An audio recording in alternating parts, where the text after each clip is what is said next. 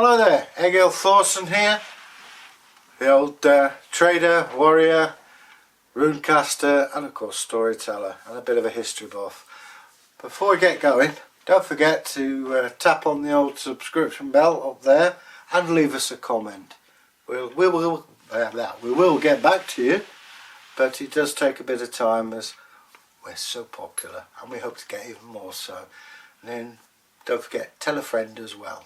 Okay. Today's story is a Germanic one and it's called The White Horse. Many years ago in the forest lands of what's now Germany, the Black Forest, there was a farmer. He was reasonably prosperous, but he was tight with his money. Oh yeah, he wouldn't spend a single penny unless he had to. And he hid it away in a chest inside his house.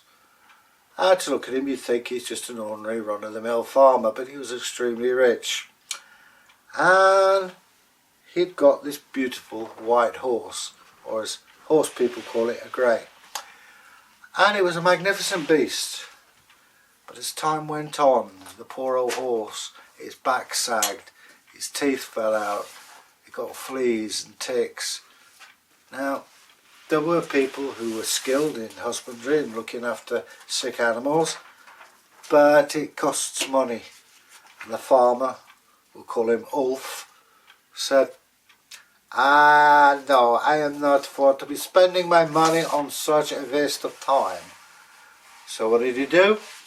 Go, horsey, into the woods, feed the wolves, and with that he whacked the horse on its hind quarters and away it went. Meh. And Ulf forgot about the horse and went about his miserable ways, saving money and not spending any and being generally unpleasant to people. Word got around and the peasants were working in the woods, chopping down trees for the winter logs.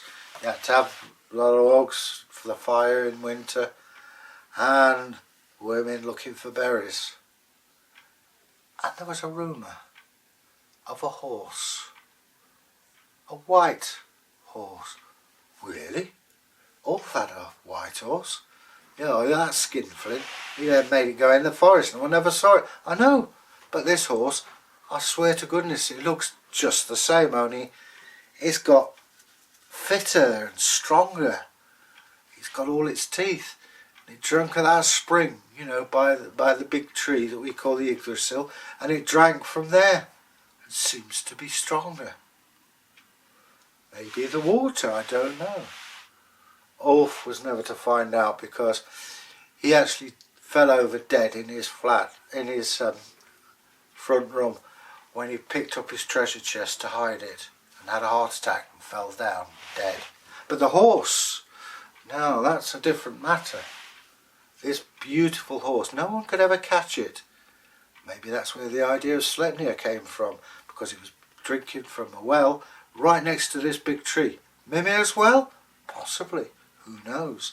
Whatever it was, the horse flourished. And that brings me to a final point. All through this, and you'll hear in history that water wasn't fit to drink, it's not strictly speaking true. We're talking of up in the woods where you got glacial melt, where there's no animals to pollute it, and any germs in there were killed off by the extreme cold. So you could drink that water and maybe it is health giving. Most stories have a grain of truth, or they're trying to tell you something. What are they going to tell us about the horse? Basically, don't be mingy. If you've got money, share it around.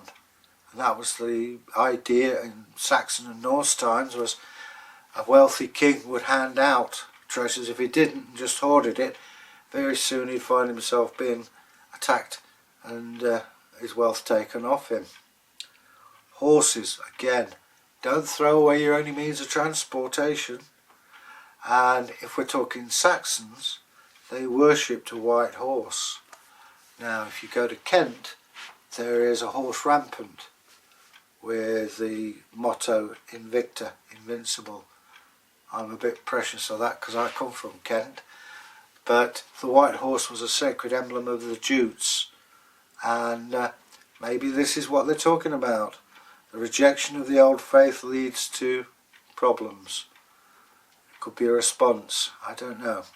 I like to think that way, but we no doubt find out in the midst of time. If you have any ideas on it, please let us know. Yeah, we're here to learn as much as to teach, and if you tell us, it's all knowledge for us to pass on later on. Well, anyway, basically I've waffled on quite a bit. I hope you've enjoyed these tales, and until we meet again, Fahil, bye now.